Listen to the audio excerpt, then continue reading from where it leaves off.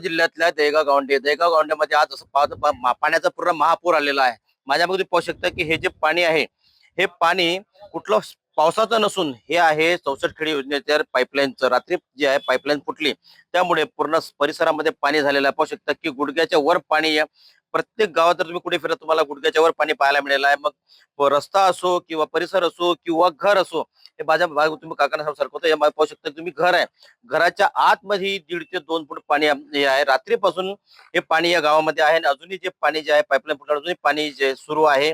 पूर्ण परिसरामध्ये पाणी आणि लोकांच्या घरामध्ये पाणी शिरलेलं आहे। पाहू शकता की घराघरात पाणी या ठिकाणी आहे आणि अजूनही कुठलेही अधिकारी या ठिकाणी आलेले आहेत पण पाणी बंद करण्यात आलेलं नाहीये। पाणी जे सुरू आहे पाहू शकता की घरात पूर्ण रात्रीपासून लोक या ठिकाणी झोपलेले नाहीये।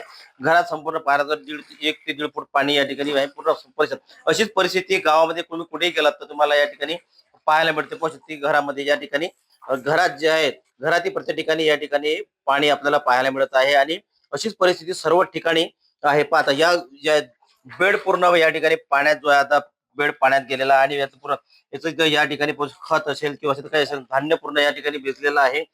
पूर्ण जे आहेत या ठिकाणी गावकऱ्यांचं मोठ्या प्रमाणात नुकसान झालेलं आहे। पाहू शकता की ही परिस्थिती आहे आणि अजूनही कुठल्याच प्रकारचं या ठिकाणी अधिकाऱ्यांकडून काम करण्यात आलेलं नाही आहे। गेल्या 11 तारखेला पाईपलाईन जी आहे ती पाईपलाईन फुटली होती तेव्हा तात्पुरती ती पाईप जी आहे ती दुरुस्त करण्यात आली होती, पण त्यानंतर पुन्हा ही पाईपलाईन या ठिकाणी फुटलेली आहे आणि पूर्ण परिसरामध्ये आपल्याला या ठिकाणी जर पाहिलं तर पूर्ण पाणीच पाणी आपल्याला पाहायला मिळत आहे।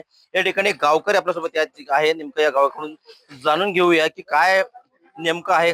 काका मला सांगाल नेमकं काय पाणी कधी आलं आणि काय परिस्थिती आहे सध्या? हे पाणी इथं रोडच्या कामं चालू आहे आणि बरेच दिवसात चालू आहेत। मेन रोड आहे, घर आहेत, सर्व त्या नाल्या बंद केल्यामुळे सर्व ते पाईपलाईनचं पाणी फुटलं, ते घरात शिरलं। कोणी जबाबदार नाही आले, कोणावर महत्वाची जबाबदारी आहे कोणी सांगत नाही। त्या नाल्या किती दिवसाच्या आहेत त्या अजून तयार केल्या नाहीत। नाल्या पहिले करायला पाहिजे मग रोड करा तुम्ही। ते नाल्या बंद करून टाकल्या, पाणी कुठं जाणार आहे? घरात नाही जाणार काय बाहेर फिरणार आहे का? किती वाजतापासून पाणी असतं? 12 वाजतापासून. आपल्यासोबत अजून या ठिकाणी नागरिक आहेत। दादा मला सांगाल या ठिकाणी किती वाजता 12 वाजतापासून रात्री 12 वाजतापासून माझ्या घरात पाणी घुसलं, पूर्ण धिंगाणा झाला। हा हे फक्त या ठेकेदाराच्या याच्यामुळे झालं सर्व हे हलगर्जीपणामुळे झालं। त्याचे कर्मचारी आमच्या अंगावर सरके होतात म्हणायला गेलो की आम्ही काल ताराच्या वेळेस आम्ही त्याला म्हटलं तर तो सरका झाला आमच्या अंगावर कर्मचारी। आमच्या घरात पाणी आहे, जनावरांचा चारा खराब झाला, अन्नधान्य पूर्ण खराब झालं, घरातलं फ्रीज खराब झाले, घर पडते हे पाणी उपटल्या बरोबर आमचं घरात पाणी मुरलं रातभर। हो खत खराब झालं। रात्रीपासून फोन लावले आम्ही त्यांना, फोन उचलले नाही त्यांनी रात्रीपासून आमचे। आपण पाहिल्या या ठिकाणी गावकऱ्यांच्या समस्या की रात्रीपासून ते त्यांना फोन लावतात, अधिकारी फोन उचलत नाही आणि पूर्ण पारजर परिसरात पाहिलं तर घरामध्ये पाणी शिरलं आहे।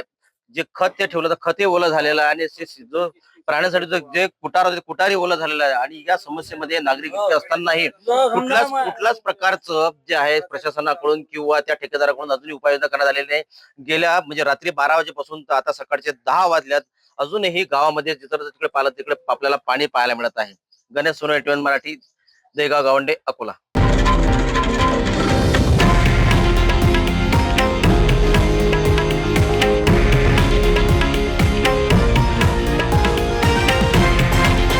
हे आहे देशातील नंबर 1 न्यूज नेटवर्क आणि आपण पाहत आहात TV9 मराठी, एकमेव।